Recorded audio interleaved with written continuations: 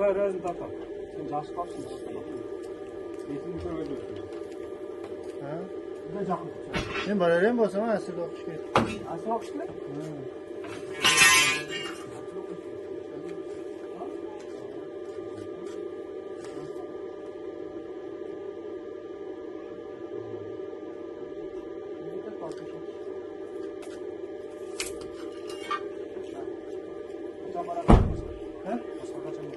Alo deyse. Öyle sen Mallar celiş yok da. Öyle. Ha? Ama aytattı şu. Yoksa köz var az aytattı da. Uyda ama közü de içinde kuş var. Opam tayin ettik.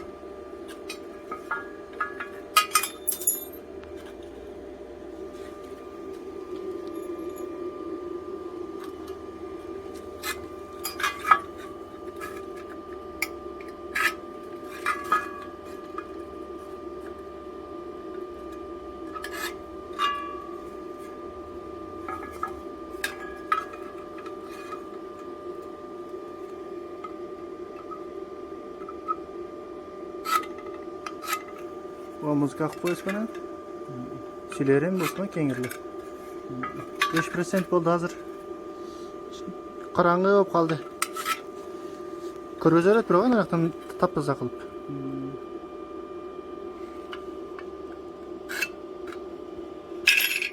Shunday stop turib, Chanalarni tatib. stop qilib turib, boqsana. Kesib bitgandan keyin bir ko'rgazib-chi.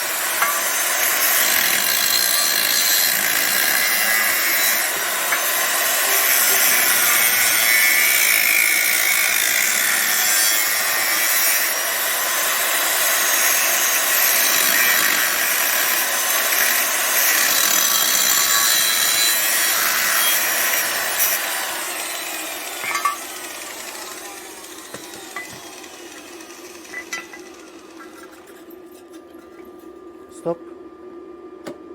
Stop koyla koy. Sen zaten tatlı mı? Bak koyacağım. Bildirip koyacağım.